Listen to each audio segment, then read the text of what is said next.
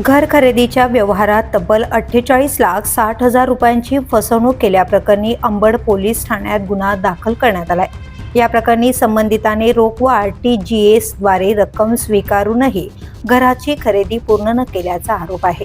पोलिसांनी दिलेल्या माहितीनुसार गणेश रगमनाथ महाजन वय 46 वर्ष, गोल्डन पॅलेस, राजीवनगर, नाशिक यांनी फिर्याद दिली आहे। दत्ताराम संपतराव राजमोळे, राहणार कोमल नगर, रोबंगला, वृंदावन नगर, कामटवाडे, नाशिक यांच्याशी सुमारे 50 लाख रुपयांच्या खरेदीचा व्यवहार ठरला होता। 12 डिसेंबर 2024 पासून आतापर्यंतच्या कालावधीत फिर्यादी यांनी एकूण 48,60,000 रुपये रोख व RTGS द्वारे आरोपीस दिलेल्या फिर्यादीत नमूद आहे। 18 डिसेंबर 2025 रोजी दोघेही त्र्यंबकनाका येथील नोंदणी कार्यालयात गेले। तेथे फिर्यादींकडून खरेदी पत्र, साठे खतावर स्वाक्षऱ्या देखील घेण्यात आल्या, मात्र खरेदीची प्रत देण्यात आली नाही। दरम्यान याबाबत विचारणा केली असता 7/12 उतार्यावर नाव लागल्यानंतर कागदपत्र देतो असे संशयिताने सांगितल्याचा आरोप आहे।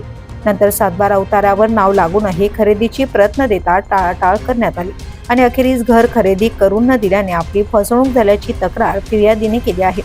या प्रकरणी अंबड पोलीस ठाण्यात गुन्हा दाखल करण्यात आला असून पुढील तपास सहाय्यक पोलीस निरीक्षक गिरी करीत आहेत। The police news bureau, Nashik.